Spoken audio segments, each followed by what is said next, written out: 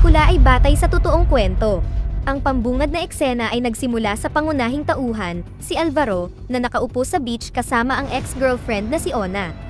Mukhang mahal na mahal niya ito at pinagsisisihan ang mga hindi nila pagkakaunawaan noon. Nang magtanong si Ona kung bakit niya siya dinala rito, sinimulan niyang ilarawan ang nakamamatay na insidente na naranasan niya sa eksaktong lokasyon na ito. Ang eksena ay nagbabalik tanaw kung saan dumating si Alvaro kasama ang mga kaibigan sa liblib na isla. Nag-surfing sila buong araw at talagang nag-enjoy sila. Si Alvaro pala at ang matalik na kaibigan, si Nelo, ay mga profesional na surfers at madalas silang namamasyal ng tulad nito. Sa gabi, nagtayo sila ng kampo malapit sa dalampasigan at masayang nagsalo-salo. Pagkatapos ay tinipon ni Nelo ang malalapit na kaibigan malapit sa siga at ibinunyag ang mahalagang bagay. Malapit na siyang lumipat sa Canada dahil ang espesyal na tao sa buhay niya ay naroon. Buntis ito kaya plano nilang magpakasal na. Nang marinig ito, lahat ng mga kaibigan ni Nelo ay masaya para sa kanya, maliban kay Alvaro. Malinaw na hindi siya nasisiyahan pero hindi siya nagsalita sa ngayon. Habang tumatagal ang usapan, napansin ni Alvaro ang dating kasintahang si Ona, kasama ang ibang lalaki. Napag-alaman na kamakailan ay naghiwalay ang dalawa dahil sa pagtataksil at pagsisinungaling ni Alvaro. Mahal pa rin niya ang babae, pero nakamove on na si Ona. Nilapitan ni Alvaro ang lalaki at nakipag-away sa kanya. Ngunit bago pa lumala ang mga bagay, mabilis na namagitan ang iba at pinaghiwalay sila. Sa sumunod na eksena, dinala ni Nelo si Alvaro sa tahimik na lugar upang makipag-usap ng sila lang. Alam niyang may ikinagagalit ang kaibigan niya at gusto niyang malaman kung bakit. Pagkatapos ay ipinaalala ni Alvaro ang pangako na ginawa nila noong sila ay mga bata pa, nangako silang maglalakbay sa mundo at mag-surf ng magkasama. Ngunit ngayon, sinira ni Nelo ang pangakong iyon at iiwan na siya ng tuluyan. Humingi ng paumanhin si Nelo sa biglaang desisyon at ibinahagi niya na mahal niya ang kasintahan niya. Dahil malapit na siyang maging ama, gusto niyang naroon siya para sa kanila. Nang marinig ito, sa wakas ay naunawaan siya ni Alvaro at umasang magkaroon siya ng magandang kinabukasan. Binigyan din siya nito ng 2 plane ticket papuntang Indonesia para ma-enjoy niya ang honeymoon doon. Napag-alaman na binili ni Alvaro ang mga tiket para mag-surf sila doon. Pero ngayong aalis na si Nelo, ayaw na niyang pumunta. Kinaumagahan, nagmaneho si Alvaro sa kabilang bahagi ng isla, na tila disyerto. Sumasakit ang ulo niya dahil sa pag-inom niya kagabi, ngunit ipinagkibit-balikat niya ito at ipinagpatuloy ang pinakagusto niyang gawin, ang surfing. Sa daan, marami siyang natanggap na mensahe mula sa mga katrabaho niya, si Nelo, pati na rin mga miyembro ng pamilya niya. Sinabi ng kapatid niyang babae na ngayon ang kaarawan niya at pinayuhan siyang tumawag paminsan-minsan sa bahay dahil madalas siyang nami-miss ng kanyang ina. Gayunpaman, hindi sumagot si Alvaro sa alinman sa mga mensahe o tawag. Pagkatapos ay iniwan niya ang sasakyan at nagsimulang maglakad patungo sa dalampasigan dala ang surfboard at backpack. Nakinig si Alvaro ng musika sa AirPods, kaya hindi niya namalayan na madulas pala ang buhangin sa ilalim niya. Matarik din ang lupa kaya mahirap maglakad doon. Sa kasamaang palad, nadulas si Alvaro, dahilan upang dahan-dahan siyang dumausdos pababa sa bangin. Nagawa niyang kumapit, ngunit imposibleng umakyat muli dahil sa buhangin.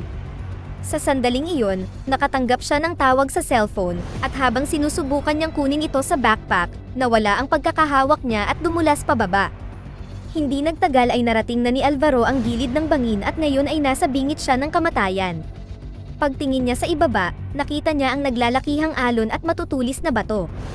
Natakot siya ng husto dahil kapag nahulog siya, malabong mabuhay siya. Buong lakas na kumapit si Alvaro, umaasang may darating na magliligtas sa kanya. Ngunit ng ilang minutong walang dumating, sa wakas ay napagtanto niyang mag-isa lang siya rito. Pagkatapos ay tumingin si Alvaro sa ibaba at pinagmasdan ang alon ng dagat na tumatama sa mga bato. Nagbigay ito sa kanya ng mapanganib ngunit napakatalinong ideya. Binilang niya ang tagal ng paghampas ng mga alon sa mga bato, at nalaman niyang ito ay 8 segundo. Pagkatapos, nanalangin siya sa Diyos at matapang na bumitaw sa eksaktong 8 segundo. Lumapag si Alvaro sa tubig, ngunit ang isang paa nito ay tumama sa bato, at ang kanang kamay ay nasugatan ng husto. Nagawa niyang makarating sa isa sa mga bato at gumaan ang pakiramdam niya sa pag-aakalang ligtas na siya. Ngunit habang sinusubukan niyang maglakad, biglang bumigay ang nabaling binti. Naging dahilan nito upang bumagsak siya at tumama sa bato, kaya nawalan siya ng malay. Nang matauhan si Alvaro, natuklasan niyang nasugatan ang kanyang ulo at tiyan. May malalim ding hiwa sa bewang niya.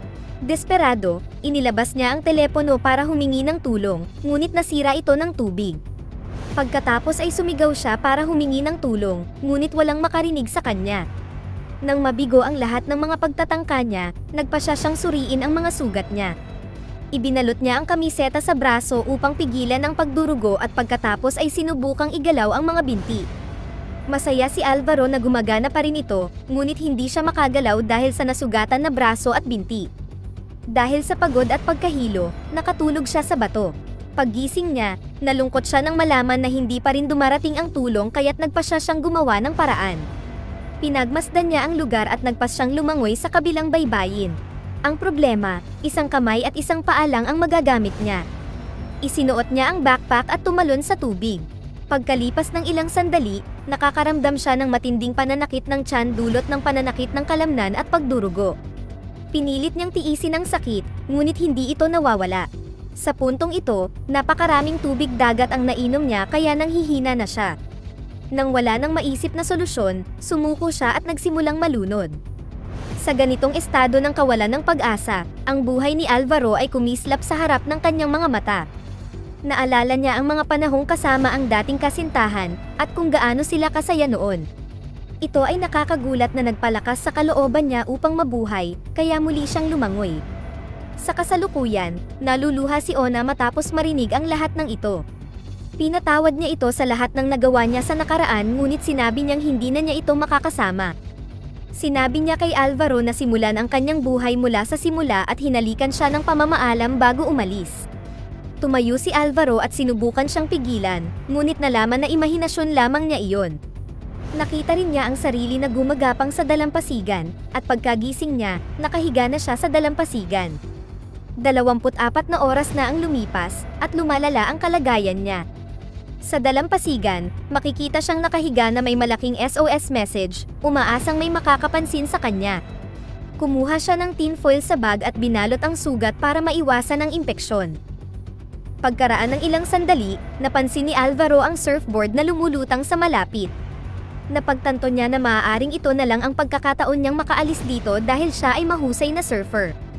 Dahan-dahan siyang gumapang patungo dito, ngunit itinulak siya ng malakas na alon mula sa bato na nag-knockout sa kanya.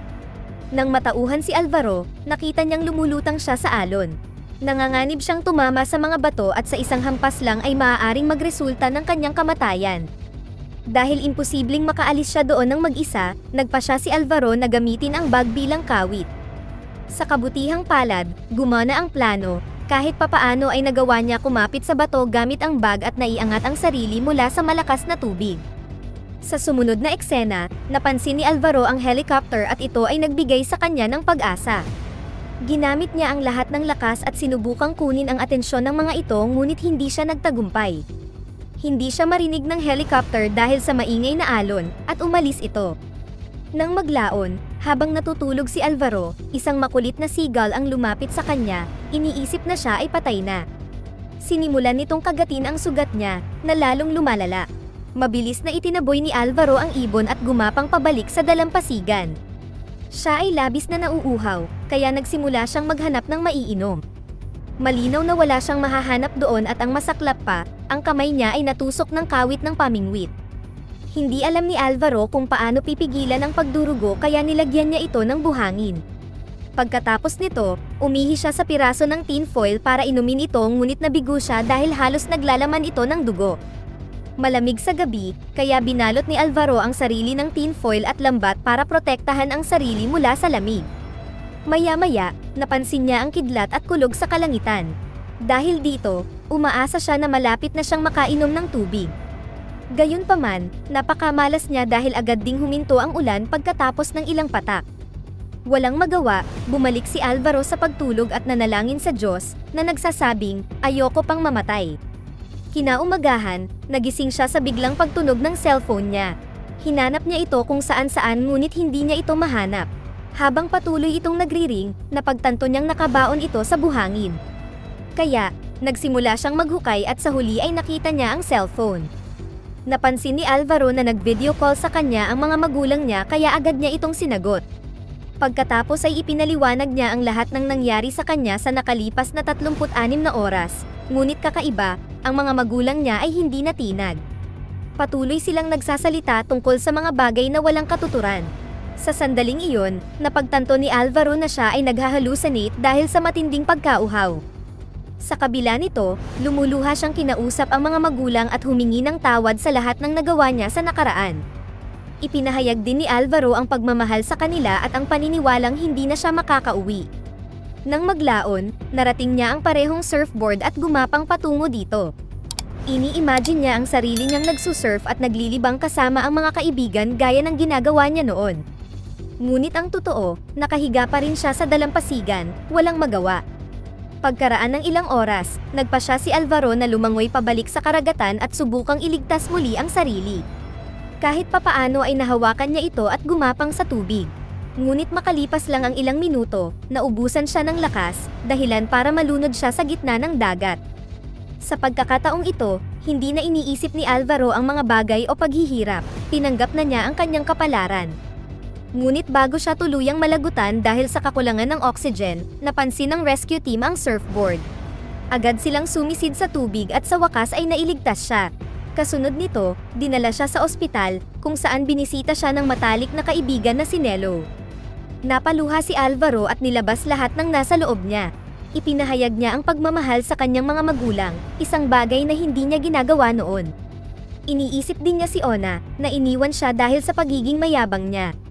Naniniwala si Alvaro na walang sinumang babae ang magmamahal sa kanya tulad ng pagmamahal sa kanya ni Ona, ngunit kailangan na niya itong bitawan, kahit na ito ay masakit. Nagsisisi siya sa lahat ng pagkakamali niya sa buhay, ngunit kailangan niyang magsikap at lampasan ito. Nang maglaon, dinalaw na rin siya sa wakas ni Ona, na ikinatuwa niya. Sa huling eksena, ipinakita ang totoong Alvaro na nakatayo sa bangin, nakatingin sa malawak na dagat. Ayon sa mga ulat, siya ay nailigtas pagkatapos ng 48 oras ng pagiging stranded. Dito na nagtatapos ang ating kwento. Sana ay nagustuhan nyo, mag-subscribe na kung hindi ka pa nakasubscribe, pindutin na rin ang notification bell at like button upang matulungan ang channel, and leave a comment down below, and as always, thank you for watching.